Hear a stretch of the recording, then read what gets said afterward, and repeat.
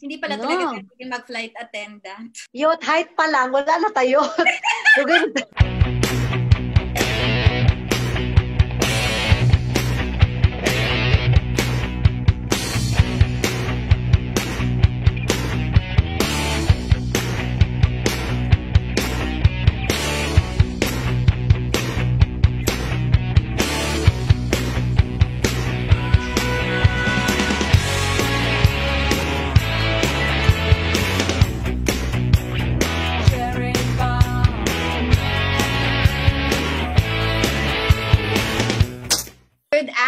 Po sa inyong lahat and welcome to Woman Up! Kasama natin ang ating kinakusgang DJ from MOR, si DJ Jackie! Hello! Kamusta man ang ato mga lovely ladies? So, kung naamang galing gentlemen nga nananaw karon, hello! Maayong hapon natong tanan. And ang atong kinakusgang jewelry designer and businesswoman na si Christine Vertusio. Hello, maayong hapon sa tanang naminaw, nananaw, diri sa ato ang live stream. Hello, and I'd like to advance welcome our guests. And meron tayong special guest today. Ang ating special guest today ay flight attendant sa Cebu Pacific at rising stars of vlogging world, si Miss Kim Centeno. Good afternoon, Kim! Hi, good afternoon! Good afternoon, everyone. Good afternoon din po sa nanonood ng live stream today. Welcome, welcome. Welcome. Thank you. Hi, Allen. Nanonood si Allen. I miss you, Allen. Kim, kamusta naman ang buhay-buhay dyan? Okay naman po. Stay at home lang. Wala pa po akong flights for July. So, mostly sa bahay lang po talaga. Nag-aalaga ng dog. Kailan yung last flight mo? I think my last flight was no second week of June pa po eh. Sobrang tagal na eh. Second week of June? So, may pandemic. Sobrang tagal. Yot, mga bayot, kamusta man yung mga lockdown lives? Kami diri sa Cebu, Miss Arian, our lockdown here is getting more intense by the minute. Diba, Christine? Wala takhibaw kanus ani mahuman ang atong kalbaryo kay murag nagkabibo man ang mga numero diri. Murag lumalambo man ang mga numero diri sa Cebu in town. Oy, diba? Oh my gosh. Hi, sumanang kadungog ko winner kuno mo pinadaghanan karon. Yes, lagi oy ang kuan gyud tinuod gyud ang Cebu ang Queen City of the South. Sila mo ang corona. The corona is here. See? Oh my gosh. Naku, nami-miss ko na din yan mag-travel. No? Yung ano lang napupunta ka sa mag-prepare ka, dahil mag-pack ka, and then you go to the airport, and then you get yourself ready, dahil may chance nga malate ka sa flight nimo. Thrilling ba? So, ladies, this year, may canceled flights ba kayo? May canceled vacations ba kayo this year? Yeah, actually, before the lockdown, dapat pupunta ako sa States na I was supposed to leave for San Francisco noong April. Tapos dapat July family vacation kami sa Holland. So yun, parang medyo disappointing kasi dapat first namin na as a family pumunta sa Europe. Pero because of the pandemic, parang syempre better safe than sorry, 'di ba? So okay na rin na nandito kami kaysa sa kung nandun kami. Yeah. At hindi kayo inabutan. Mahirap yun. Nahirap yun. Ikaw, Christine, di ba dapat pupunta ka rin LA this year? Yeah, I was supposed to leave late March, and naabdan gyud sa lockdown. So it was like kung if I would have been able to leave that time, malamang stranded ko dito but wala man sa problema kay my family is there, my mom, my parents, akong sister, relatives, so dili ra gyud siya problema. But they were supposed to come here sa Philippines, akong mga relatives tanan dito, We were supposed to have our grandest ever reunion for the first time na kami tanan. Oh Sila my tanan gosh! Kasayang! oh, and sa among family, we are a very big family. Mostly are already there in the US. So, thinking about it ba nga, laoy, kasayang nawala na dayon. But things happen for a reason. So, let's just think of it in a positive way na it's better that they're safe there kaysa nakabiyahe sila dire. They're Yeah. stranded here mo na. Kaya ba, there are a lot of changes, Usahay mo gunho na ako ba? Like, at the end of the day, it's hard to hug people. It's no longer like possible to do that. Like, di nakaka-go out with friends. Daghan, major 360 degrees change gid ni sa tanan, or maskin even more kanina hitabo karon. So life changing gid, grabe. Bitaw. So many things, no? Oo nga, we used to take for granted bitaw kanang baliwalaon ra bitaw nato sa una nga kanang going out with friends, it's so mundane, everything's just wala ra na shopping. Wala, Correct. no big deal, eating out, normal ana nya karon you miss it. Kayo wala na. Even going to Bohol, di ba? Going to Bohol, Oh, yeah. going to Cebu, going to places just within the country. We can't even do that now. So, We muna cannot even here in Cebu. We could even di magimi kalabang sa other towns. Mandawi. Kanig mo magkita nga nagkuyog na mo sa diha sa Cebu. Correct. So karon ba, ma-realize nato no nga dapat yun, we should not take anything for granted because in one instance it can all be taken away from us. Wala. Correct. Wala, hurot tanan. Wala na dayon ang tanang mga gipang enjoy natong mga simple pleasures sa una, it's all gone. Yes. Ang last time nato nagkita kita na kompleta, 'di ba? Was birthday ni LJ, 40th birthday ni LJ. Karon lolo na si LJ, 'di ba? Right. Nanatay ka batch na lolo. Pero nahangan Hello? ko may. Oh, Kim is back. Hi, Kim. Hi! Sorry again. Welcome Sorry back. po. Thank you. You have a better reception now. You have a better, Yes, Don't worry, not your fault.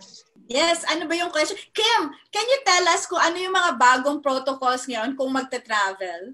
Well, for the new travel procedures po, all guests are required to book their flight sa website na po talaga because I think until further notice, wala pa po talaga mga open na ticketing offices and sobrang hirap din po.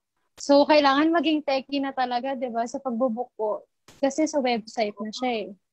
Sa airport, Sa airport, strict din po sila when it comes to wearing of face mask, of course, social distancing, and dapat dala mo lahat ng valid documents na needed ng local government unit kasi hahanapin po talaga siya once you arrive. And So, then Kim, you ano have to be on time. Ano yung mga flights na lumilipad na ngayon? Mostly domestic po eh kasi for the international flights wala pa rin po kaming schedule for the international. Mostly Cebu, Davao, Tacloban, Bacolod, San Jose, and so on. I think in the airport also they already have the contactless check-in. All you have to do is to scan your parang like a QR code. You know We can what? Tama si DJ Jackie, we really cannot take for granted anything anymore kasi sa pandemic karon mo, 'di ba nga? 'Di ba, GOR level na to, so delikado kaayo nato sa medyo mas na sa atong age level.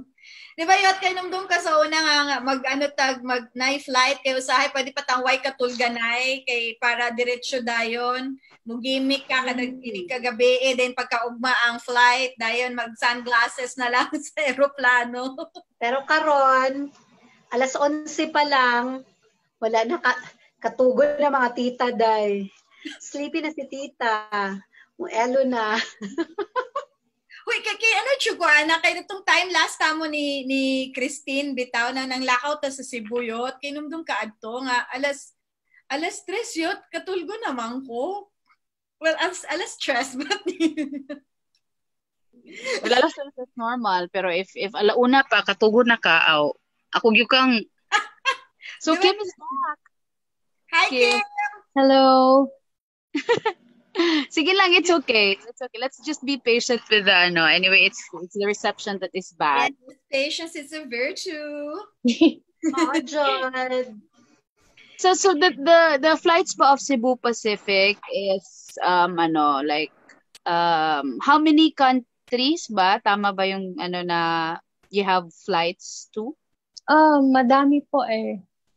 Mostly regional flights. Pero for now, wala pa pong flights eh. But we also flew to Dubai, Melbourne, Australia, Sydney, Australia.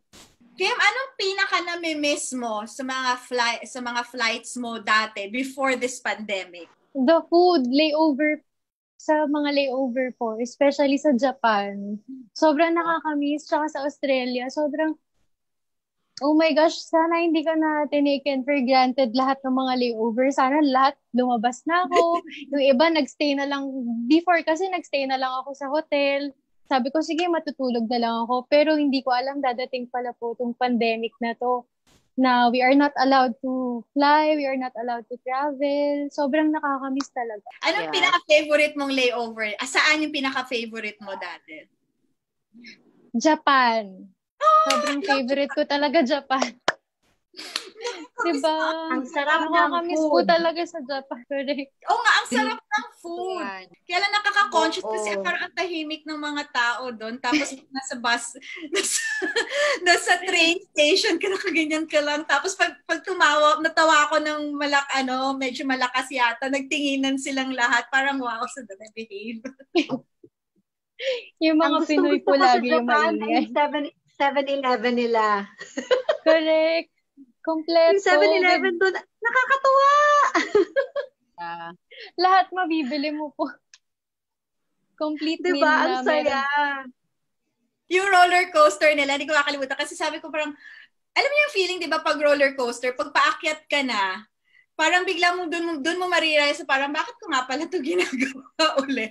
So, parang, teka, kaya ko ba to? Ganyan. Tapos, paakyat na, ganyan. Tapos, sa Japan, pagbaba, biglang may Japanese pop song, yung ching-chang, ganyan. Tapos, parang, hindi mo, you can't take it seriously na kasi parang pang-anime na song nagbe-blare dun sa ears mo. Ayun, masaya. Masaya. So, Japan. Masaya. Yeah, now, what inspired you naman na to start a vlog? Yes. Ito ba ay dahil sa namimiss mo ang outside world and what can people see in your videos? Anong pwede naming abangan?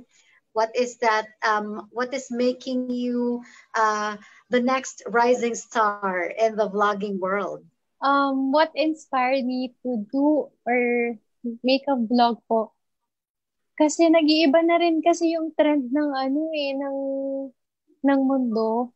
Parang everyone is on the internet, ganyan. So ikaw, you want to create a content na gustong panoorin ng tao at the same time makakapag-impart ka din ng lesson to them.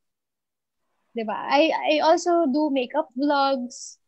And at the same time po, sumasagot ako ng mga questions nila regarding sa flight attendants, mga do's and don'ts, sa mga aspiring flight attendants po. That's nice. Siguro kasama sa don'ts yung ginagawa natin dati na gimmick sa gabi tapos the next morning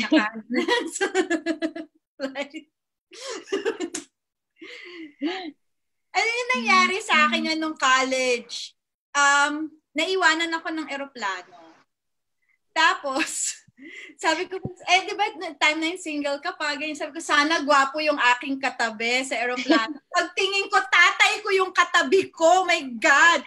Sabi niya sa akin, di ba kahapon yung flight mo? Sabi ko, ay hindi, ikaw talaga nakalimutan mo. Ngayon yung flight ko.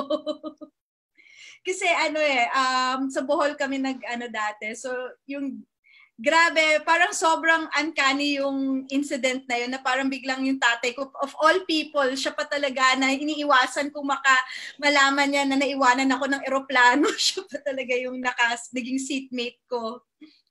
Cebu Pacific nga yata yung Kim eh. Yes, meron po kaming flight sa Tagbilaran. Oo. Ano sa'yo, na nag-start ka, ano ba yun? Paano ba pa nag-start ka sa flight attendant? Local domestic flights muna and then international, or diretso ng international and domestic mixed?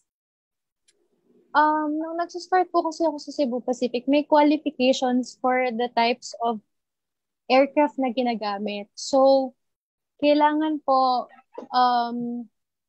ma-based muna ako bago ako mag-train for that specific type of aircraft na lumilipad sa long-haul flights. So, for one and a half year, I was flying domestic and regional flights lang po muna. So, after ko po ma-base, lumilipad na po ako ng long haul. Dream mo ba yon since bata?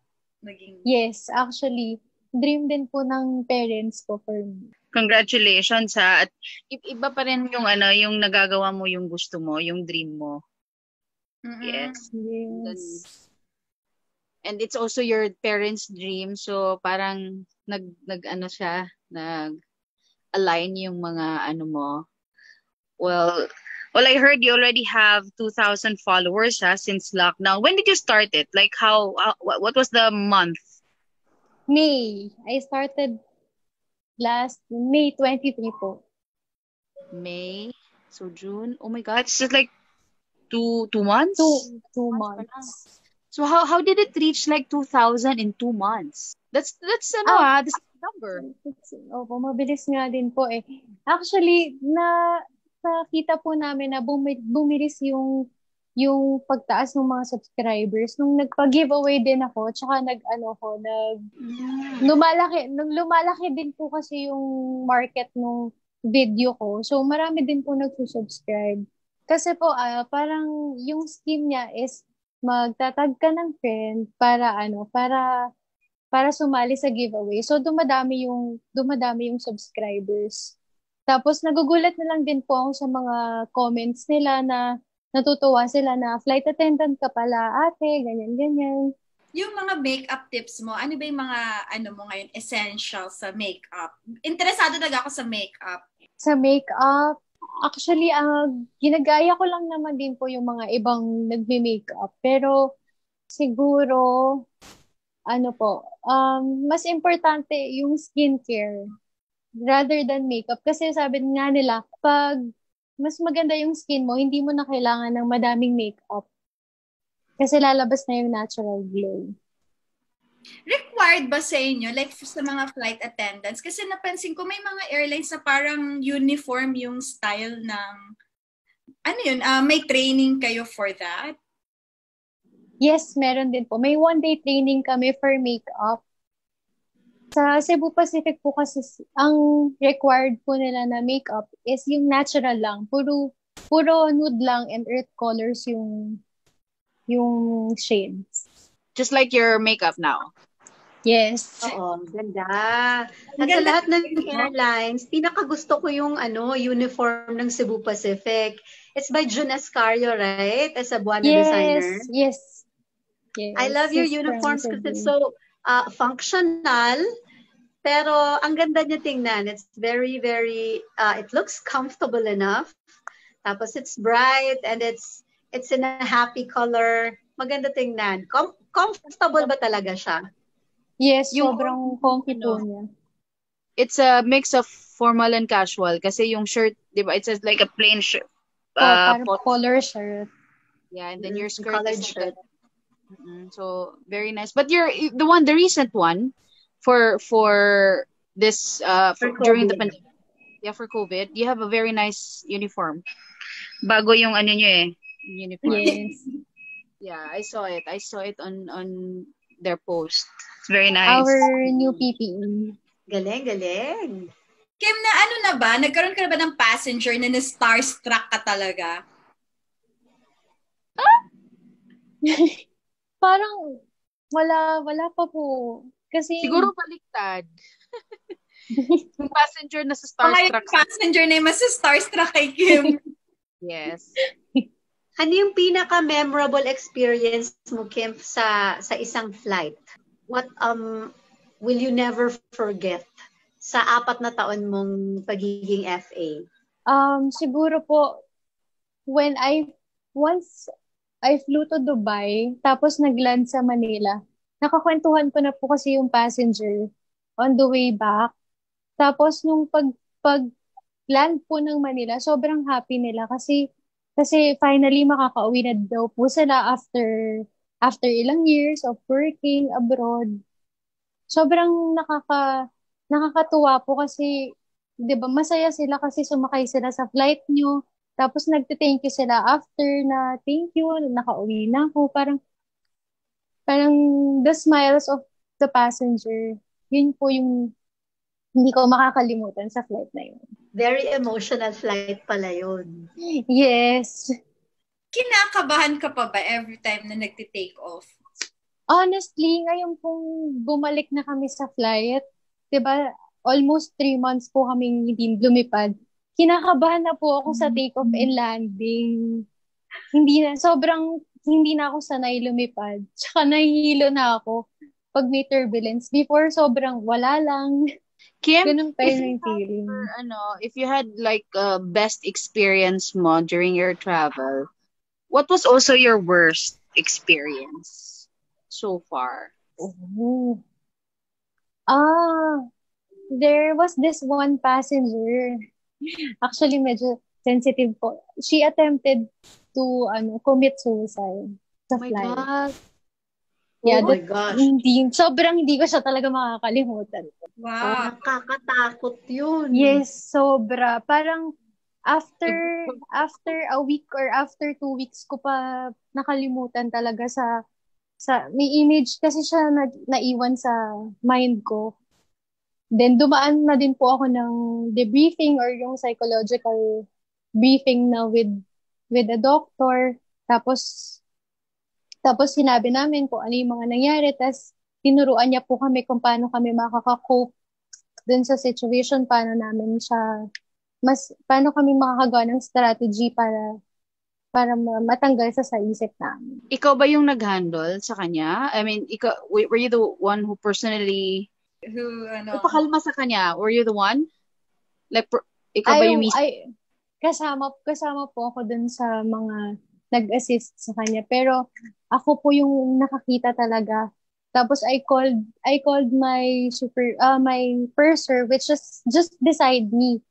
Then siya na po yung gumawa dun sa passenger. That was scary, ha? Super scary. Nakakatakot yung mga 'di ba? May flight ako dati, parang flight attendant din. Pero may nasakyan ako dati, may isang trip ako dati na naman na heart attack yung matandang lalaki. So from kami noon from New York. So we had to stop sa Alaska para ibaba yung passenger na nag-heart attack. And ang sad lang kasi yung ibang passengers, instead of parang understanding na hindi naman, syempre wala namang gusto ma-heart attack, 'di ba? Meron ba namang nagrereklamo, inaawa yung flight attendant na parang bakit because I'm wasting time of my hours of my life. Sabi ng isang babae dun sa flight attendant dahil nag-stop over kayo sa Alaska, dahil nag-stop yung plane sa Alaska. How do you handle that, Kim? Yung mga pasaherong ganun. Meron talaga, di ba? No matter how nice you are, there are always those who are not so nice. Yes. So how do you handle it? You still keep your composure and smile and be nice even if they're not nice. Yes. Over time, napapractice po yan talaga. Parang na-adapt mo na lang din sa lahat ng nangyayari. every day, hindi po maiiwasan. Laging may mga ganun passenger. Pero you have to keep your cool. Tapos, parang talk to them nicely. Paliwanag sa kanila ng mabuti kung ano talaga yung situation. And then afterwards, magiging okay na din po sila. Sometimes kasi they just need someone to talk to vent out para malabas lang nila yung nasa loob po nila. At isa pang gusto ko sa Cebu Pacific flights yung games nyo. Ay, Diyos ko, Yeah. hinahanda ko na yung mga ID ko, cellphone ko, yung lipstick. talagang ano ako papagames na, battle mode on. Eto na, makakainin na Ay, ako. pasahero. Tapos, Ang saya. Oo nga po, nakakamiss nga po yung fun games namin. Oo, ang saya talaga. It really, livens up the flight, lifts the spirit of the passengers. Nakakatuwa talaga siya. Yes, sobra po. yung mga questions na yun, ano yun, random lang ninyo? Or meron talaga nakahanda na kayong questions na every flight yun yung tanong? May naka-ready pong questions every month. Naglalabas po ng email about the fun games. Like for February, puro mga love teams, ganyan. For summer, yung mga summer destinations. Speaking of love teams, may ka-love team ka na, Kim? Ayan. Meron po. Flight Sorry, attendant. guys. Yes. Wow. Flight attendant din po ng Cebu Pacific. Paano nagmamatch yung schedule nyo? Pwede namin siyang iswap po sa other crew kapag gusto po nila or legal dun sa schedule nila. Pwede po kaming makipagpalit ng schedule para pwede po kaming magkalipad sa layover. So, pero may mga times na parang LDR kayo? Meron sobra po. There was this one time na nasa Melbourne po siya for 3 nights. Ako po nasa Sydney. Sabi niya, punta kaya ako dyan sa Sydney via train. Sabi ko, wag na. Kasi sayang lang din po yung oras. Ganun din naman. So, ano na lang po, video call na lang kami. Pero ngayong pandemic, parang LDR, parang kayo DJ Jackie, si DJ Jackie LDR din ngayon. Ano siya ngayon? May flight din siya ngayon? Wala rin po siyang flight kasi volunteer din po siya for June. So, for July, yung mga month 2 volunteers lang po yung nakakalipad. May napansin ka bang difference like sa psyche ng mga passengers mo before the pandemic and then ngayon, mas tense ba yung mga passengers? Mas, Medyo nag-iba nga po yung mga pasahero ngayon. Others tend to stay home na lang. Parang hindi na sila magta-travel kasi natatakot sa pandemic. Yung iba naman po, lumilipad pa rin pero syempre with caution. Yung iba, mapapansin mo po talaga yung mga physical distancing. Sinusunod po talaga sila sa mga announcements. Oo, kasi sino ba naman ang gustong magkasakit? Okay. Hirap na. Actually, sa mga seafarers din, and sa mga viewers natin ngayon, lalo na sa mga viewers na seafarers, hindi po porke nag-negative kayo.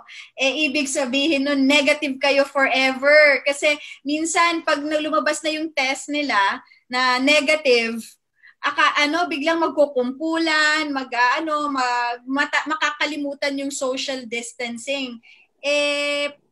Nakakatakot kasi pag halimbawa, syempre, lalo na sa mga seafarers, pag umakit na kayo sa barko, kung may it will only take one person sa buong barko. Imagine niyo yan kung ilang months kayo nasa barko, tapos may isang nag-positive, di ba? So parang talagang dapat careful talaga lahat. Sa inyo ba, Kim, ano yung mga protocols na pinapractice nyo ngayon as flight attendants na different from before? We undergo rapid diagnostic test po every 14 days para po to ensure that we are COVID-free. Tsaka ang dami pong ginagawa ngayon sa aeroplano. Nag-disinfect po siya every day para ma-ensure po na safe talaga lumipad. Sa flight naman po, every boarding, every time na magbo-board, nagsispray kami ng alcohol sa mga kamay ng passengers. And hindi na po kami nag-check ng boarding passes. Kasi they are already briefed sa pre-departure area. Dapat, pag tinawag po yung row nila, doon lang po sila tatayo, tsaka magbo-board ng aircraft. Yung mga tao ba, yung mga pasahero, normal lang, clothing with face mask and... normal lang, face mask lang po, or face shield. May projection na ba, Kim, sa airline industry kung kailan magno-normalize ang lahat? Ang tingin po kasi nila, after 2 years pa daw po eh. After 2 years or by next year. Kaya sobrang Tagal pa. Tagal pa pala. Opo, sobrang tagal pa po eh. A year or two. A year or two pa mag-normalize. Question, sino yung mga ngayon? Like, the usual pasaheros? Kasi there's no leisure travel pa, di ba? So, they're just like, pauwi sa kanila, pauwi dito. Yun yung mga klase. Yes, yung mga pauwi, yung mga na-stranded lang po sa Manila na pauwi ng province nila, usually yung mga passengers. Kasi hindi rin naman po allowed po noon yung aeroplano and konti lang talaga yung mga nagta-travel. So, paano yung Kim, seating arrangement sa plane? Is it one seat apart? Ganun ba yun? Yes, one seat apart po. Tsaka yung mga nagta-travel, yung talagang kailangan lang talaga. Diba? I mean, kayo Yot, are you going to travel anytime soon? How long before you would feel safe to travel again? DJ Jackie. Siguro like what Kim said, siguro after 2 years. Yung leisure travel. Makakaantay naman yun eh. Pero yung trabaho, we have to go somewhere. Edi we have to. Pero pag leisure, pangit din naman siguro when you go to a place and then you're Asian and then people from, especially from Europe, will look at you like you're carrying a disease or something. May friends kasi akong sabi nila, medyo nadi-discriminate daw talaga sila. Ngayon, no? It must be really bad. Like, lalo na with us, we look very Asian. And then, di ba, nakita ko nga sa Facebook, this white guy na he was telling this family of Asians na in San Francisco to go home to their country, even though I think yung mga, yung family na yun, they're already born and bred in San Francisco. Born and raised there, yeah. Yeah, they're already based there. Second generation na sila sa States. Do you feel na Kim, do you feel like mga may na-experience ka ba na parang medyo na feel mo na medyo ang iba ang tingin nila dahil Pilipino ka? Minsan ganun po. Sa layover, sometimes yung ibang tao, parang they look at you na iba, may something na yan, feeling mo na di-discriminate ka. Alam nila, Pinoy ito, ganyan. Ikaw kayo Yot, may experience ba kayo na di-discriminate kayo? Wala pa personally. Not to my face. I don't know. So far, wala pa man po. I think ako, high school ako sa Girl Scout. Kasi nung pumunta kaming Hong Kong, may isang teacher doon from another country. Sabi niya, girls, be careful of your things. Filipinas are around.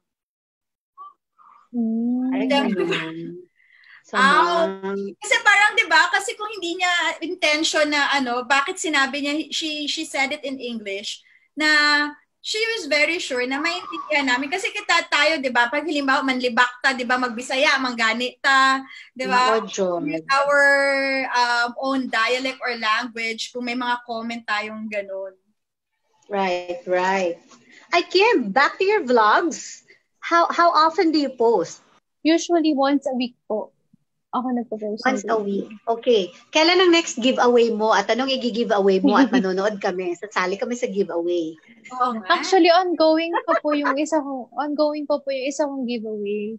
Ay, ano yung pinamigay mo? AirPods. Malapit na siyang i-draw. Apil tayot. Sabat ako mag-giveaway si Kim ng makeup. Pwede pong makeup.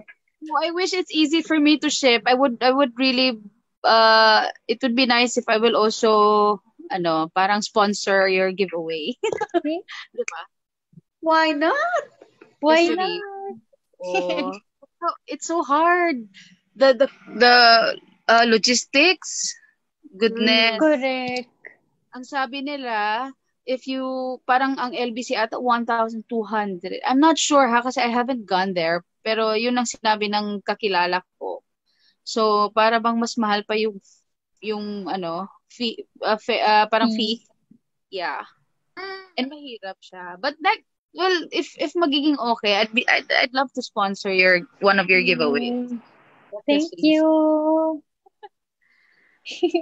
And we will join para mapanalo Yes. yung giveaways mo. Yes. Sali tayo. Oo, sali tayo. What's your YouTube channel called? Just Kim Centeno. Okay, Kim Centeno. Kim Centeno. You can search it on YouTube. Hanapin natin. Sinong editor mo? Si boyfriend ba? O you do the editing yourself? The shooting? My boyfriend, siya pong nag-edit ng videos ko. Ay, ang saya! And- may editor!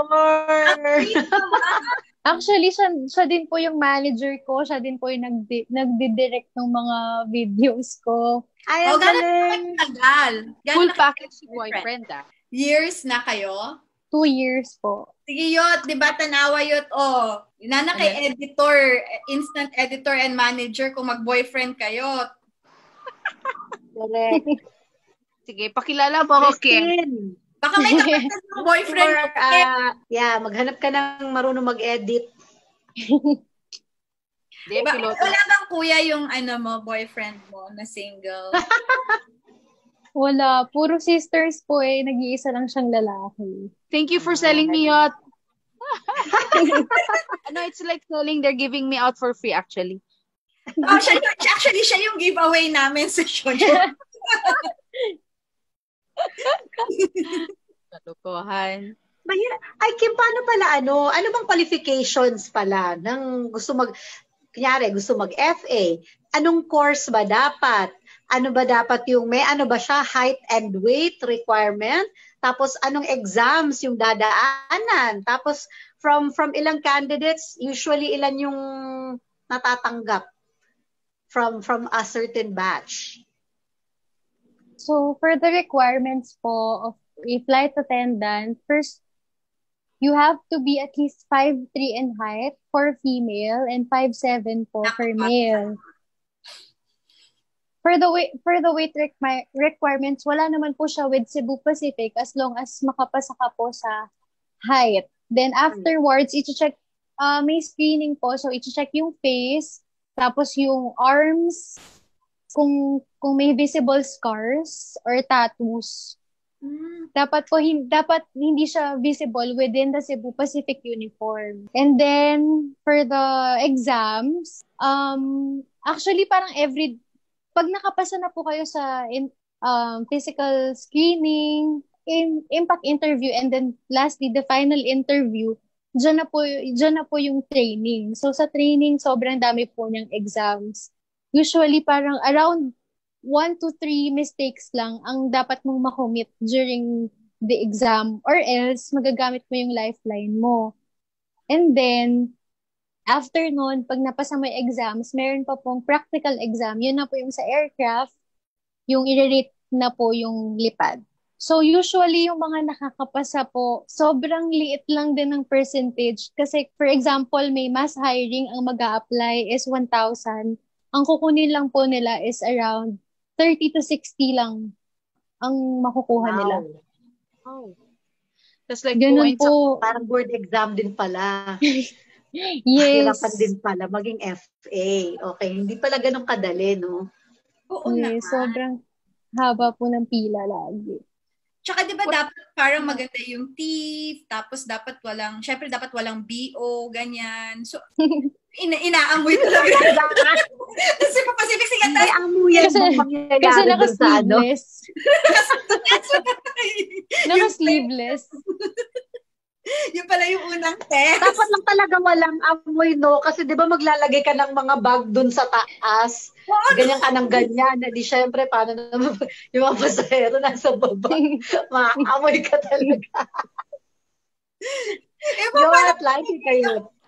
It stays pa naman. Yung pag may dumaan sa harap mo, tapos natawa ka, biglang, Yes, you're in a plane. You're in a very small enclosed area. Everything stays there. Yes.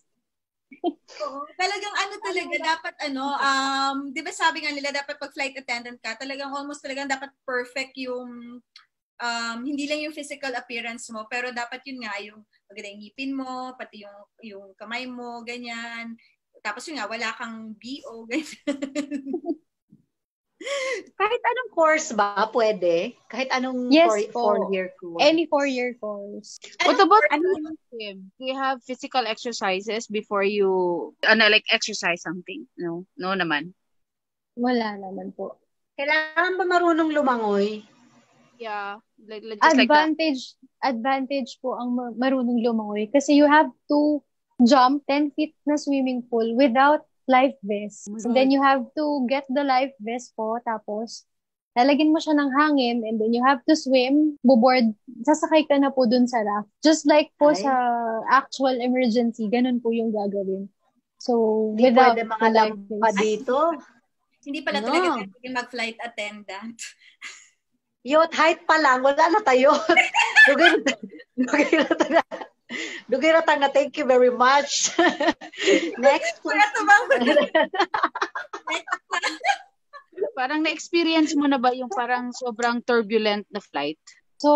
Naka-experience na po ako ng sobrang turbulent na flight.